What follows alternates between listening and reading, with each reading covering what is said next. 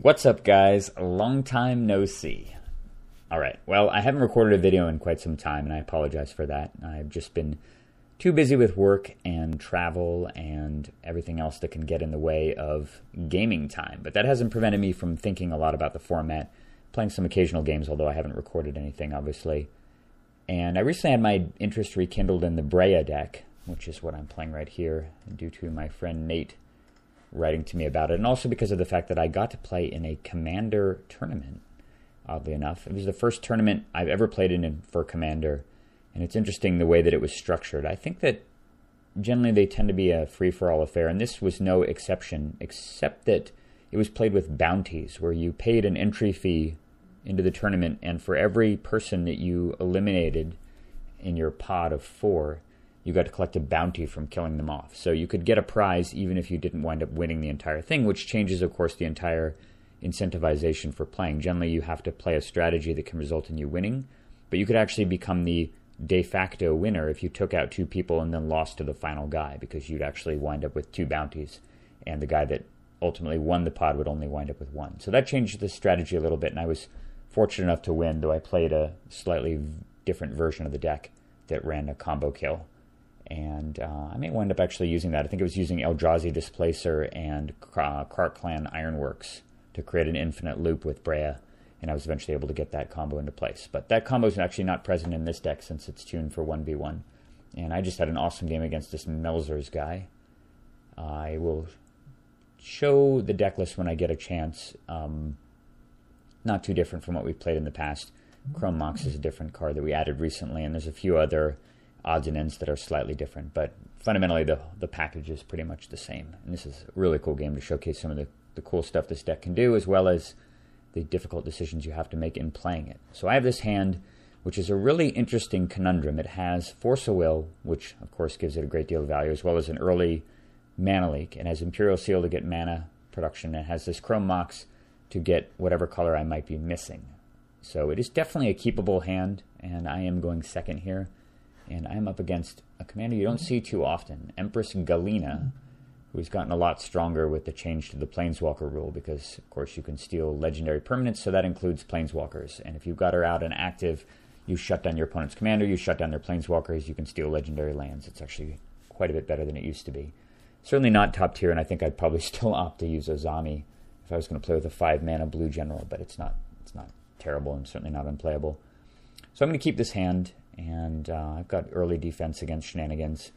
Unfortunately, I have defense against Mana Crypt and Soul Ring, but I don't have any white mana other than imprinting the thing that kills Mana Crypt and Soul Ring. So that's a bit of an interesting dilemma, which is going to feature quite heavily in this game, as you will see. And he leads with turn 1 Soul Ring. And I thought about this for a good while, about whether or not I wanted to just straight up force this, because of the fact that I don't have a second source of white, but I do have Imperial Seal, which means that I could very likely just go get a white source, get probably something like a Plateau, which will give me access to red and white, and I could disenchant this thing, although I don't know the way the timing is going to work out.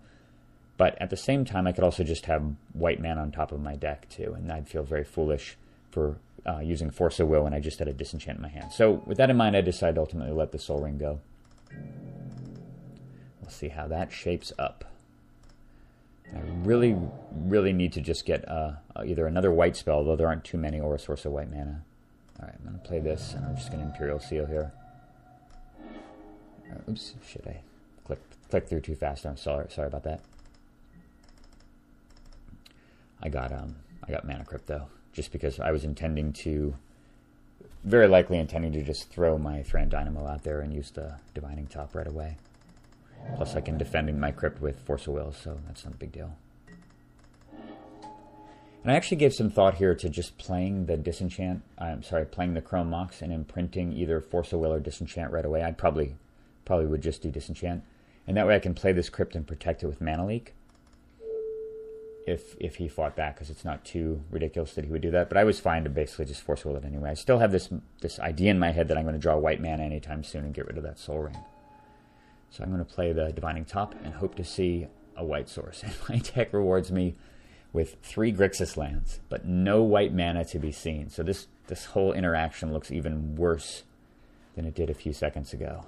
which is really unfortunate. But of course, I'm going to draw a card with the Divining Top so that I have the ability to defend with Mana Lake, because he's coming up on his 5 mana turn, and I want to be able to lake and not have to force a will there. So I'm really hoping he taps out to play Galina right here, and I can just trivially Mana Lake that, which I do. Alright, well, that's going to allow me to play Thran Dynamo again and dig a little further into my deck. And if there's white mana 3 cards down, then I'm going to be able to play Dynamo and play Chrome Mox. And, well, actually, no, I just play Dynamo and be able to disenchant, which is pretty fantastic. I'd play, I could imprint the Force Will and disenchant, which I would almost certainly do.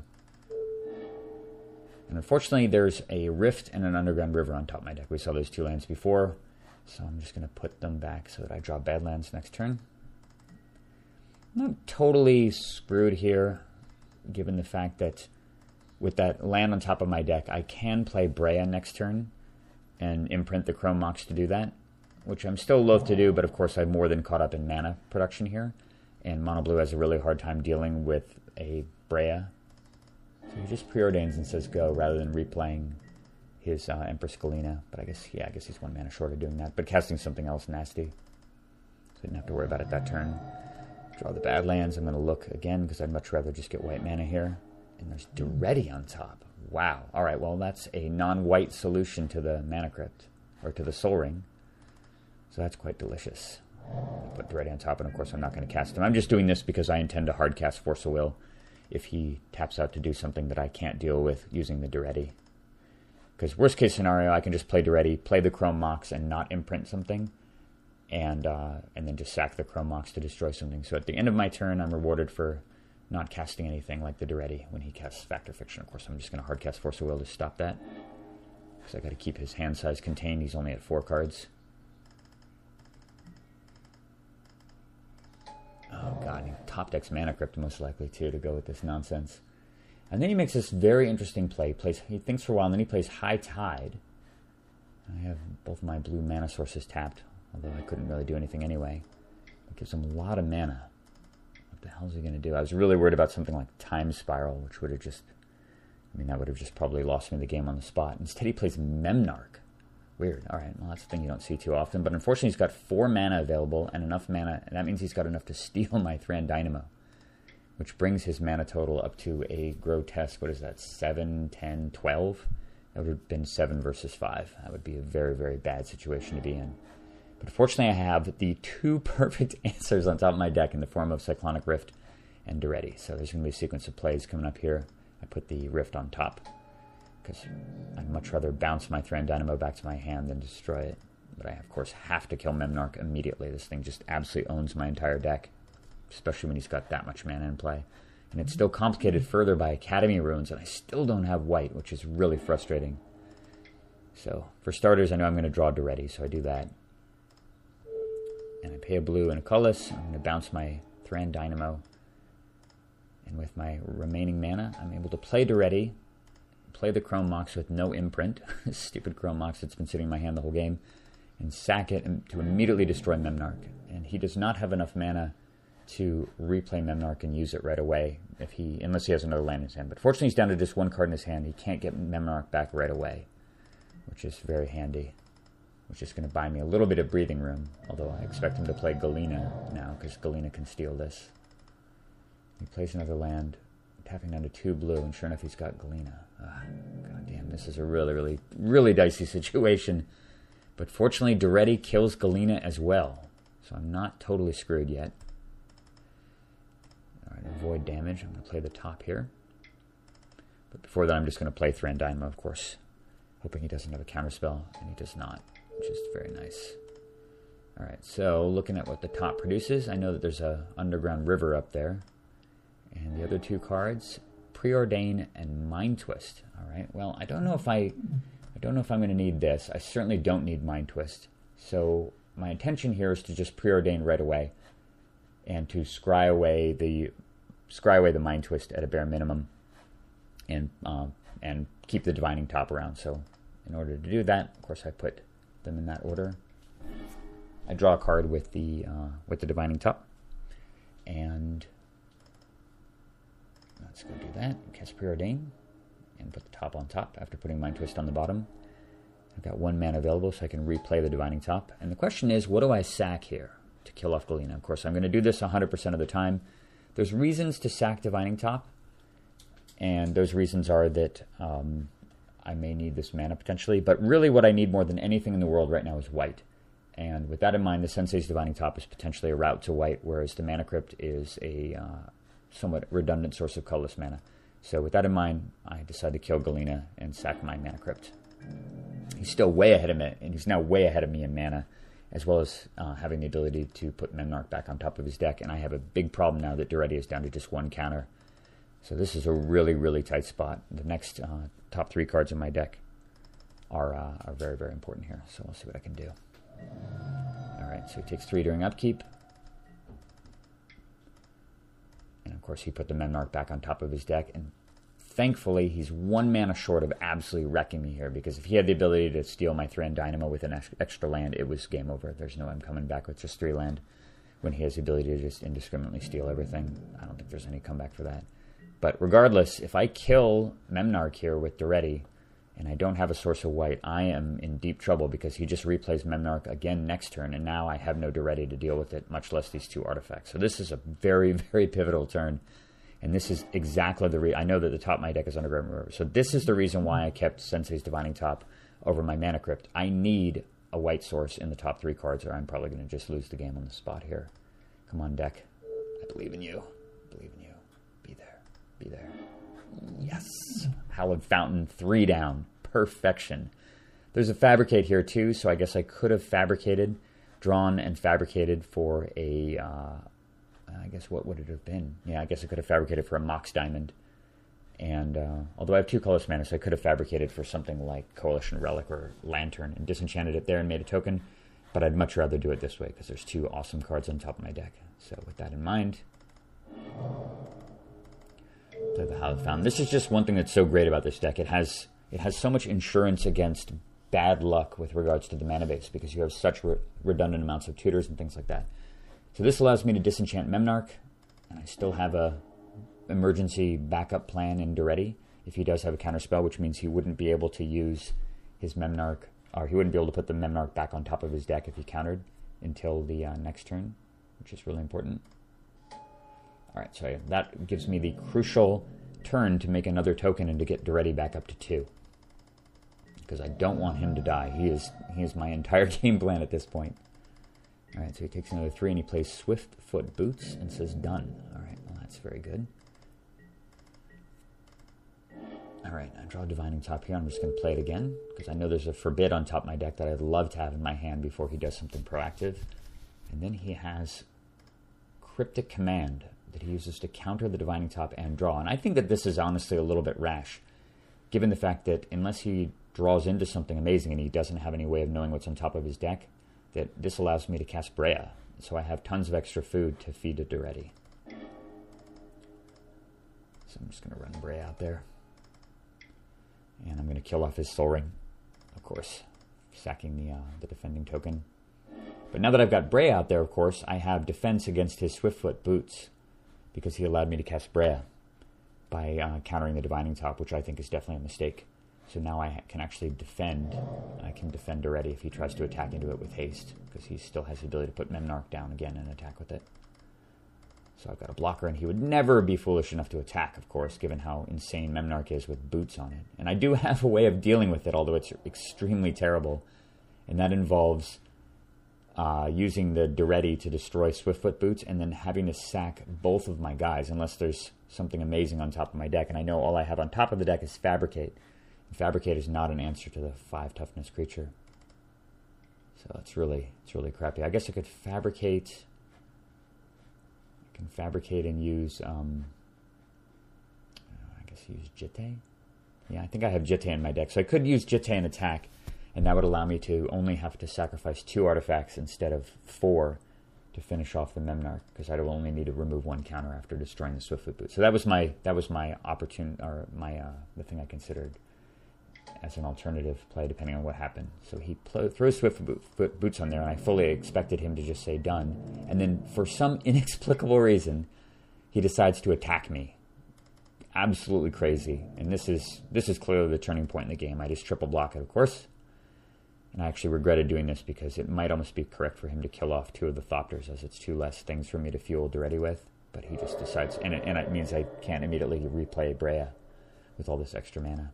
But I'm not going to do that anyway because I got Forbid on top of my deck. Beautiful. And I really actually was kind of kicking myself here because I didn't have the Fabricate on top. Not that I had the ability to foresee what would happen, but with him tapped out like this, I could have used Daretti to sack one of the Thopters, kill the Mana Crypt, and then Fabricate for Winter Orb, and pretty much lock him under that. Not that this is particularly bad, because I really want to get Daretti back up to 2 counters here. But this has been an amazing demonstration of just how much Daretti can contain an entire opponent. I have killed, so far, Sol Ring Memnarch twice, or at least once, and his commander as well with my guy. It's really, really insane. And that's just the beginning of it. So I made another token. I've got Forbid for the turn. He plays Propaganda over his commander. Of course, I don't care about that at all. Now I draw the Fabricate. I'm going to destroy 2 more mana of his to further curtail his options, and I'm definitely not going to attack here. Just leaving my mana available. It's not important to do damage right now. It just says done. I'm going to draw Mox Opal. Now I decide I've got enough mana that I can send my guys in to attack, because it's 4 mana to do that anyway. And I make another guy, and in return he sacks Blighted Cataract to draw 2, which I fully understand. Next turn he plays Kefnet the Mindful and gives it Swiftfoot Boots, but he's only got 2 cards in hand and not even enough mana to draw a card here. But this is a potential card drawing engine that could get him up to, not only deals with impending Winter Orb, but it also gets him, allows him to draw up to the point of having an indestructible, untargetable creature relatively quickly. So can't have that. There's one way I can stop it. And then I top deck Treasure Cruise, which is a little bit of a tech card that was added. Nate is running both Treasure Cruise and Dig Through Time. I feel like I can't really fit both of them in here. I'm not sure which one is better based on the way the deck works, but for now I just have Treasure Cruise in here. Although Dig Through Time could clearly be a better choice, and probably is. But regardless, I'm very happy to have an Ancestral Recall. And despite the fact that this dilutes the power of Yawgmoth's Will a little bit, I decide it's worth it to just play it for 1 blue. Figuring if I draw Will, just getting these 2 cards back is going to be good enough. And I get 2 lands and a Weathered Wayfarer. Not too useful, but not too bad either. And I'm going to kill off those Swiftfoot Boots because they represent a lot of potential danger. And I'm going to Fabricate right now. And I'm getting Winter Orb, and the reason is of course, he's already got 4 land tapped with only 3 untapped, and I've killed probably nearly all of the blue mana, or the colorless mana sources that he runs in his deck anyway. And this completely shuts down Kefnet. It's basically just kills it, because he's not going to ever be able to draw cards off of it. It's too dangerous. And I'm not playing the Weathered Wayfarer there because I'd like to keep enough mana available to Forbid with buyback if necessary. Still slightly tenuous position, but certainly feeling a lot stronger, and he plays a useless Niktos. Okay, well, here's where the game bugs out, unfortunately, guys.